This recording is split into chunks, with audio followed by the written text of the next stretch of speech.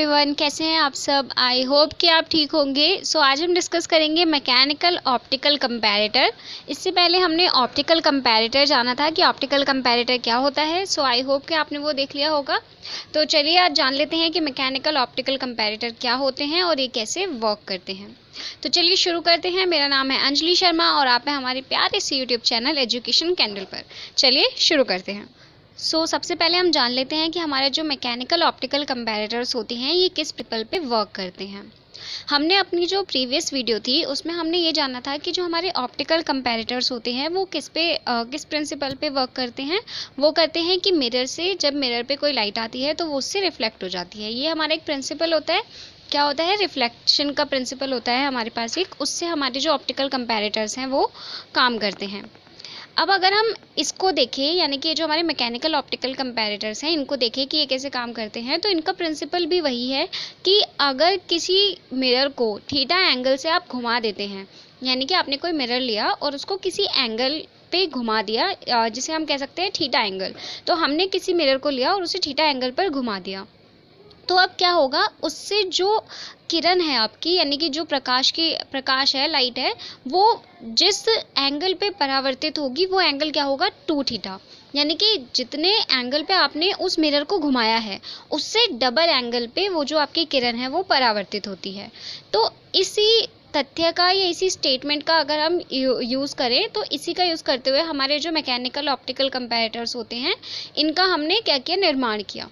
तो अब हम इसकी वर्किंग जान लेते हैं कि इसकी क्या वर्किंग होती है। आइए उससे पहले जान लेते हैं कि इसमें हम कौन कौन से पार्ट्स को यूज़ करने वाले हैं। इसमें हम यूज़ करने वाले हैं plunger, lever, mirror, scale, projection lens, index, condenser lens and एक सोर्स ऑफ एनर्जी, आप कह सकते हैं सोर्स ऑफ लाइट। यहाँ पे हम सोर्स ऑफ लाइट यूज़ करने वाले हैं। ये होते हैं हमारे जो पार्ट हैं मैकेनिकल ऑप्टिकल कंपैरेटर के वो। अब जान लेते हैं कि ये वर्क कैसे करते हैं। देखिए यहाँ पे सबसे पहले आपको अपने डायग्राम में एक प्लंजर दिखाया जा रहा है। ये प्लंजर है और इसमें हमने क्या किया है, मैकेनिकल और ऑप्टिकल दोनों ही जो मैकेनिज्म होते हैं, दोनों के जो मैकेनिज्म होते हैं वो यूज़ करे हैं हमने। जैसे कि अगर हम मैकेनिकल का देखें कि हमने यहाँ पे मैकेनिकल का कौन सा मेथड यूज़ किया है, तो वो हमने किया है यहाँ पे ये लीवर। ये जो लीवर का मेथड है ये हमने मैकेनिकल से लिया।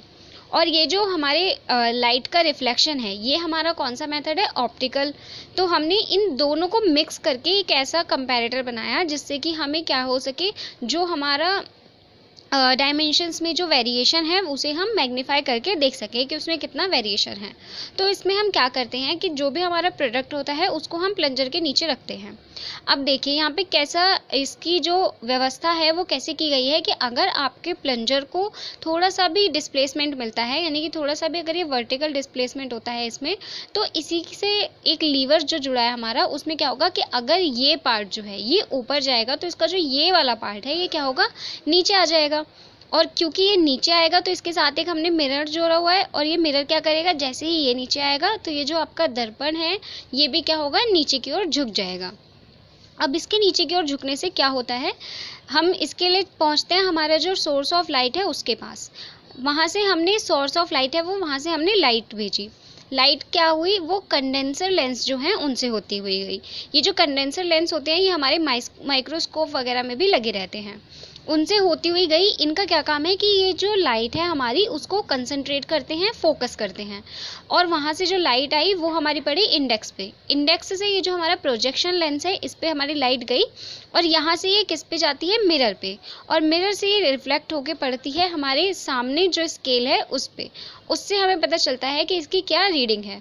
तो देखिए अगर आपका ये जो मिरर है जब ये नॉर्मल है जैसा ये था, जब ये वैसा है तब तो आपको पता चल जाएगा कि ये जो हमारा स्केल है उसकी रीडिंग हम नोट कर लेंगे कि अभी इसमें कोई भी डिस्प्लेसमेंट नहीं है, यानी कि जो डिस्प्लेसमेंट है वो 0 है, विस्थापन जो है वो 0 है। तब हमने इसकी रीडिंग को देख लिया कि इसकी रीडिंग जो है वो ये है, मान लीजिए 0 है, तो आपने उसकी रीडिंग 0 रख ली कि अभी इसमें कोई भी डिस्प्लेसमेंट नहीं है तो इसकी रीडिंग 0 है।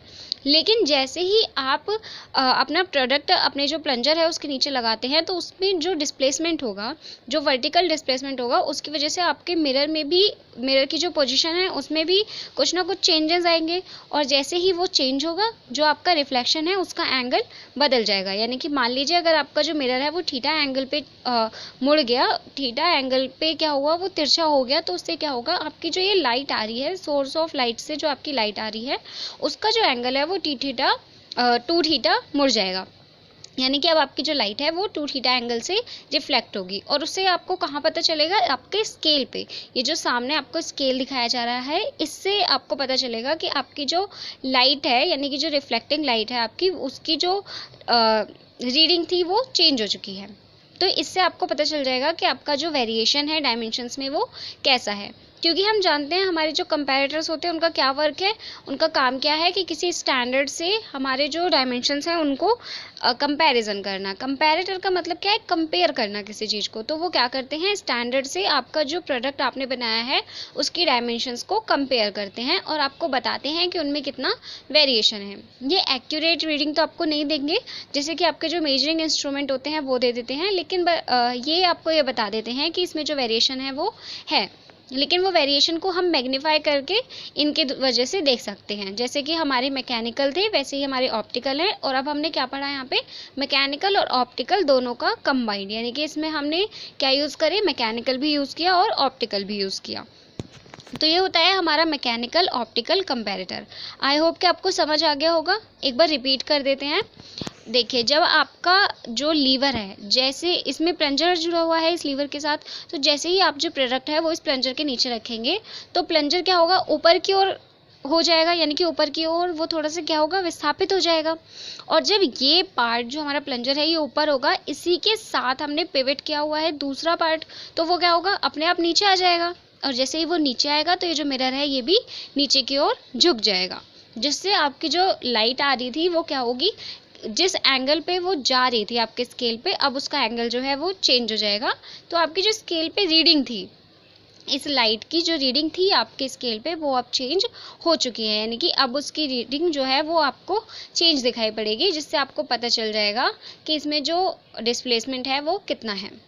अब अगर हम ये देखें कि जो हमारे मैकेनिकल ऑप्टिकल कंपैरेटर होते हैं इनका जो मैग्नीफिकेशन है वो कैसे होता है, तो ये हम 2 स्टेप्स में करते हैं। एक तो करते हैं हम लीवर प्रिंसिपल से जो मैकेनिकल मैग्नीफिकेशन है वो। तो मैकेनिकल मैग्नीफिकेशन कहाँ तक होगा, जहाँ तक आपका ये लीवर है, और लीवर में आप देखेंगे कि पिवट से प्लंजर तक का जो डिस्टेंस है वो है L1, और पिवट से जो दूसरा एंड है हमारे लीवर का, वहाँ तक का डिस्टेंस है L2। तो यहाँ क्या हो जाएगा, मैग्नीफिकेशन L2/L1। अब हम जाते हैं ऑप्टिकल पे। तो ऑप्टिकल पे आप देखेंगे कि जो आपके मिरर है उसे हमने पिवट किया हुआ है, तो प्लंजर के जो दूसरा एंड है वहाँ से पिवट तक की जो डिस्टेंस है वो है L3, और उस पिवट पॉइंट से जो आपका स्केल है वहाँ तक की डिस्टेंस है L4। तो यहाँ से आपका जो आवर्धन है, मैग्नीफिकेशन है, वो कितना हो जाएगा, L4/L3। और हम यहाँ पे कर देंगे इंटू 2। तो यहाँ पे हमने इंटू 2 किस लिए किया, इसलिए हमने किया क्योंकि दर्पण को जब आप थीटा कोण पर घुमाते हैं तो परावर्तित किरण जो है वो 2 थीटा पर घूम जाती है, इसीलिए हमने यहाँ पे 2 से इसको मल्टीप्लाई किया है। तो अब अगर आप ऑप्टिकल का जो टोटल मैग्नीफिकेशन है, समग्र आवर्धन है, वो देखेंगे तो उसके लिए फॉर्मूला क्या हो जाएगा, 2 इंटू L2/L1 इंटू L4/L3। तो ये होगा आपका टोटल मैग्नीफिकेशन, किससे, हमारे जो मैकेनिकल ऑप्टिकल कंपैरेटर्स होते हैं उनसे। तो इन सब से आपको पता चल गया होगा कि जो आपके ऑप्टिकल कंपैरेटर होते हैं उनकी एक्यूरेसी हाई होती है, और इसी के साथ साथ इसमें जो मूविंग पार्ट है वो कम है। आप देखेंगे मैकेनिकल में मूविंग पार्ट ज़्यादा थे, लेकिन जो हमारे ऑप्टिकल हैं इनमें मूविंग पार्ट कम है। और मूविंग पार्ट कम होंगे तो इससे क्या होगा, इनकी जो फ्रिक्शन है, फ्रिक्शन की वजह से एक्यूरेसी हो जाती है, वो नहीं होगी। तो जब फ्रिक्शन कम होगा तो एक्यूरेसी भी अच्छी होगी और मैग्नीफिकेशन भी आपको ज़्यादा मिलेगा। लेकिन इसमें एक चीज़ ध्यान रखने की होती है, और वो ये कि आप जो मिरर यहाँ यूज़ कर रहे हैं, जो दर्पण आप यहाँ पे यूज़ कर रहे हैं, वो फ्रंट रिफ्लेक्टिंग टाइप होना चाहिए। अगर आपका जो मिरर है वो बैक रिफ्लेक्टिंग टाइप हुआ तो उससे क्या होगा कि आपका जो परावर्तन है वो क्या हो जाएगा, द्विपरावर्तन होगा, जिसकी वजह से जो आपको प्रतिबिंब दिखाई दे रहा है, तीक्ष्ण प्रतिबिंब दिखाई दे रहा है, वो नहीं दिखाई पड़ेगा।